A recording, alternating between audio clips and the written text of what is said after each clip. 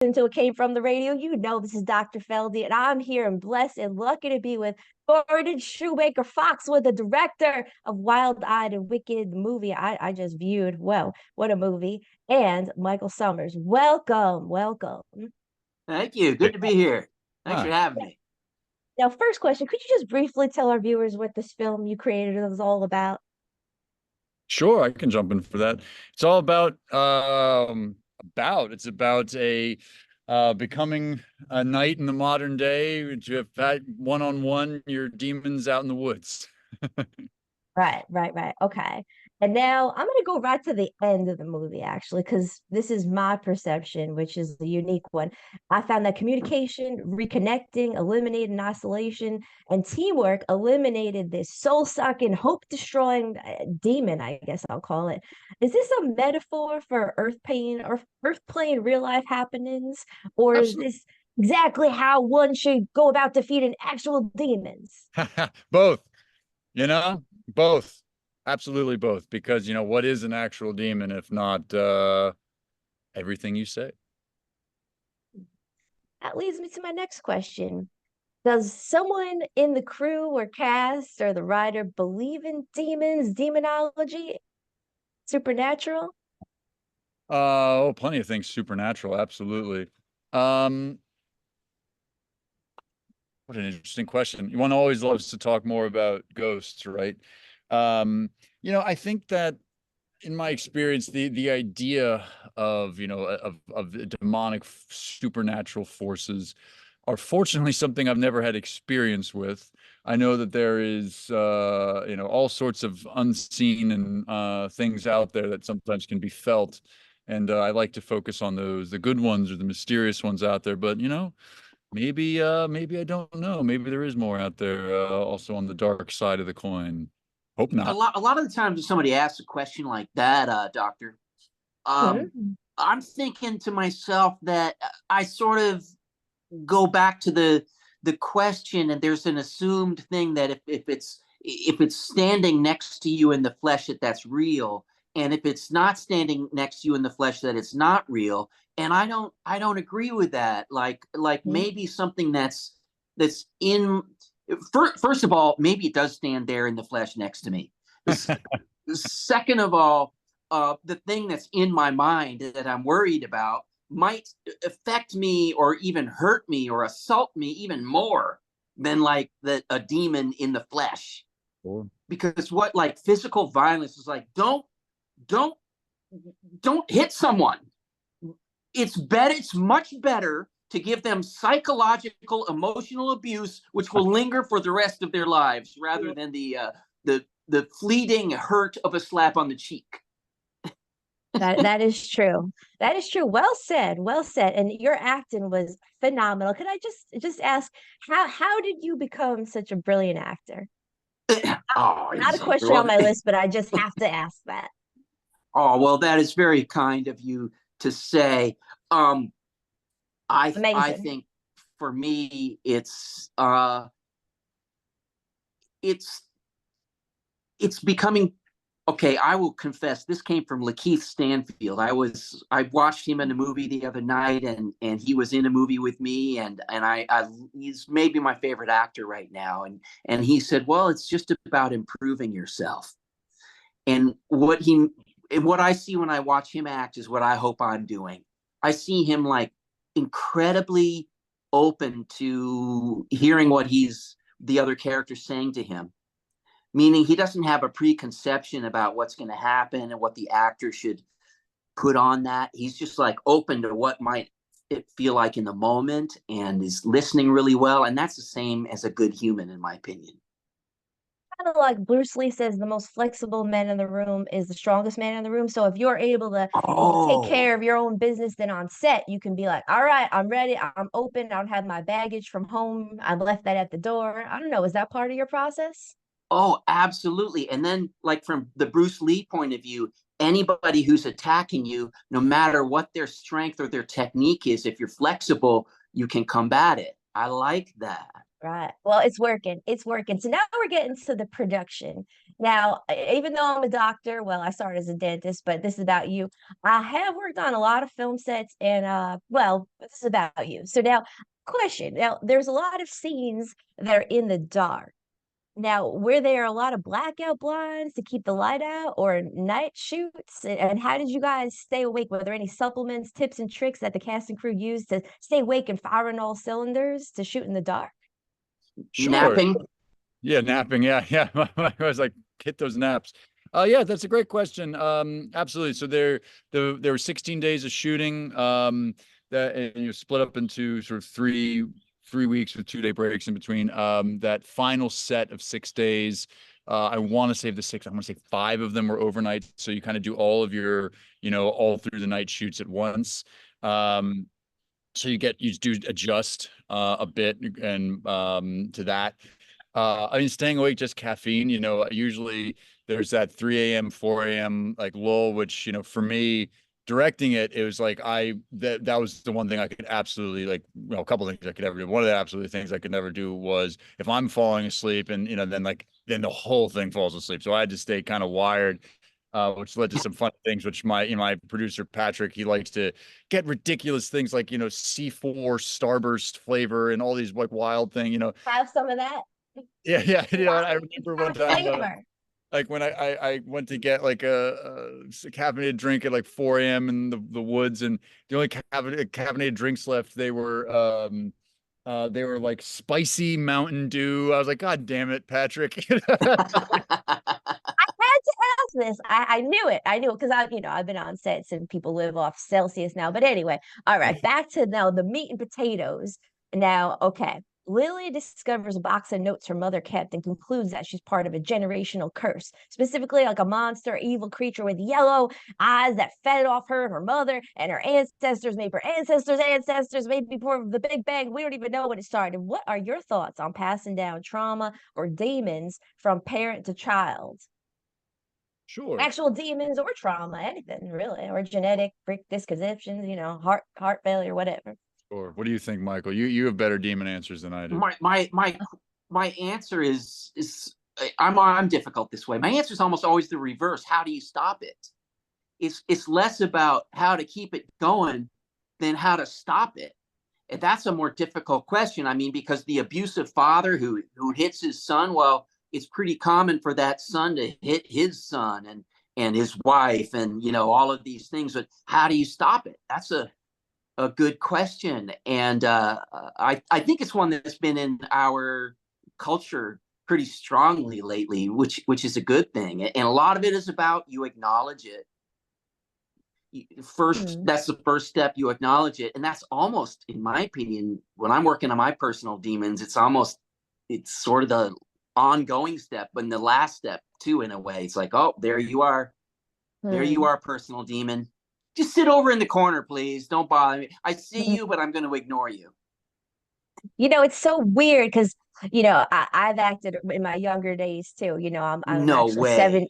70 years old. I look pretty damn good. But my younger You years, do. I acted, and it's people always thought I was the character. So now I see you kind of all down for most of the film. You're so gregarious, and it's just so fun to see in a different persona. And people, society often believes that you are the character you play. Have you felt Yeah. that? That people Oh, say they think you're going to be just like you with the characters. absolutely.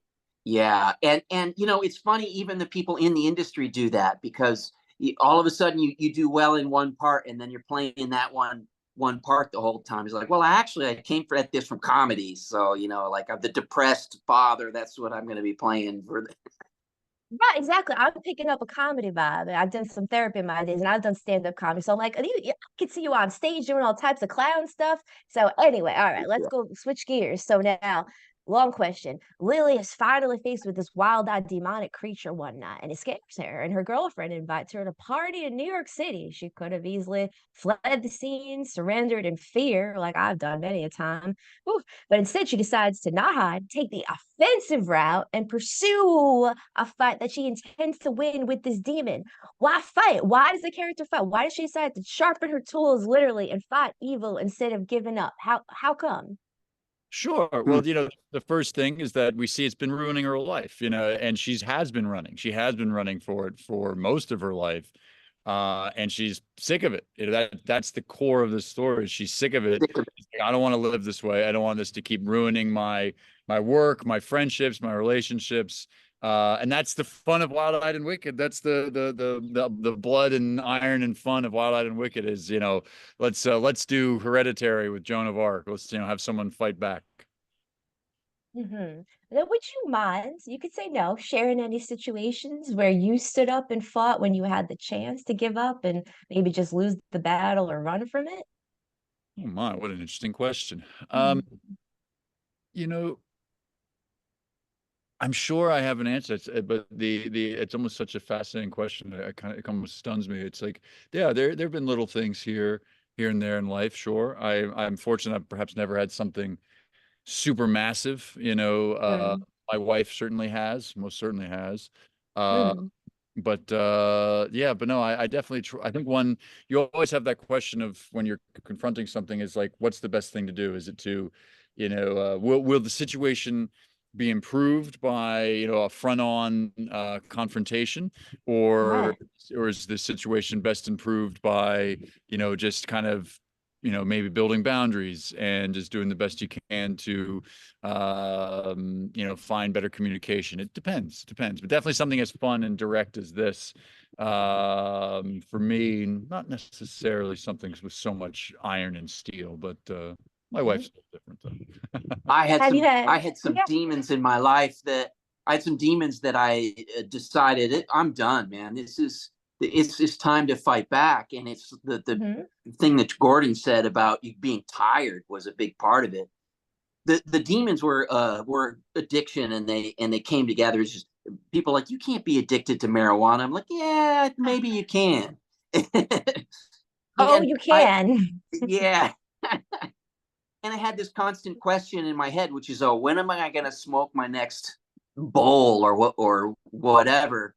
Been there. And that question haunted me. Like, I'm smoking a bowl, and I'm thinking, yeah, Hmm. but how much longer can I hold out before my next one? I'm like, why? Even now, you're like, and the way to confront that demon was, I said, well, the answer has to be never. And Never. and so that was my way to fight it, was to try and stand up, and because smoking the bowl was putting it off, and that's exactly what I was doing. I was in an unhappy situation, and I was just smoking it to be oblivious, watching TV, smoking Right. pot, let it putting it off until tomorrow. Well, I'm sick of this, Right. let's do it now. Well, I have to say, well, I have to just say, is I guess a little personal. I was watching this film. Now, I have multiple stalkers. In my younger years, it reminds me of younger years. I actually had someone, I think, who's murdered people, scare me away from stand-up comedy. And I'm looking back and watching this film yesterday. I'm kind of Mm-hmm. feeling, brought back to that place, and I'm thinking, oh, I just feel like a victim. But when I saw the end of the film, it really surprised me. I kind of thought these were humdrum. They're gonna go through and play the victim. Oh, what a boring movie. These people are just losers, they're not gonna do anything. But then they totally surprised me, and they took the offensive and they beat this demon. And I'm just like, wow, it just motivates me to more face things that scare me rather than cower. Actually, I had to quit stand-up comedy. I was too afraid to go on stage. I thought this murderer would show up to my shows. So I cowered in fear. And I'm like, you know what? I wish I got up and I fought, because look what happened. Look how things ended. Everyone was smiling, and she has her girlfriend there. And it was all about communication and teamwork and facing your fears, not putting it off and smoking a joint and just disappearing. So I think it's very motivated, inspiring film. So now let's go on to the next film. We only have about a few questions because I got to get you out of here. Now, let's say Lily is talking about this mysterious creature that she has to battle. And she said, I need someone to believe me and to see what I see. Is this supposed to also be a metaphor for Yeah, real life things? that was a question that line I wrestled with a lot. I wrestled with that line a lot. Because Love it. it's kind of at the center of the question of at the center of this film is a father-daughter relationship. This film is like, that is the absolute core skeleton of all of this. And in so many ways, it really is, it's two main characters, clearly Lily is our great heroine, but it's very much two main characters. And a big question for the dad, for Gregory, is, how much what is the line between buying into something that might be a delusion, I think is hurting someone, versus what is the correct amount of just being there to be like, I'm here to listen, I'm here to support. I mean, that's the a critical exploration, because that's something ultimately that I don't come out of this film and even life with like a very direct, this is the answer to all situations. It's definitely like an exploration of what is that line. And I think Greg goes through that in this film. And I found this, it's interesting. I found this just as, this is more of a comment than a question.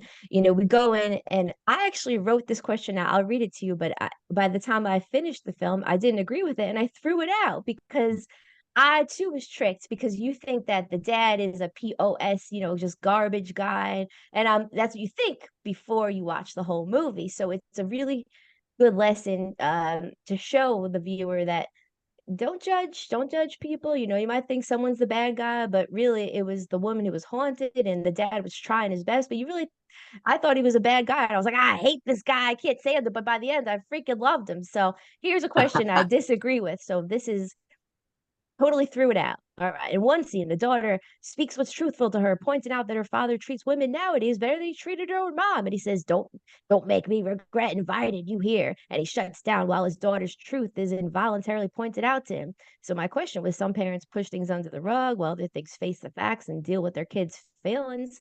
But you know what? That totally changed, because you got to watch the movie, which leads me to the end. I found this movie quite inspiring, as I already said. Any final thoughts for our listeners? Anything on your mind today you'd like to share? Free fall question. I'm just thinking about your recent comments, and that's what it was on my mind. It's like we're asking that Lily is looking for someone to believe in her, and that's, I think, my big conflict is the father, as Gregory is. But I'm thinking to myself, but it's not believable. There's a demon attacking our family out in the forest. It's not believable.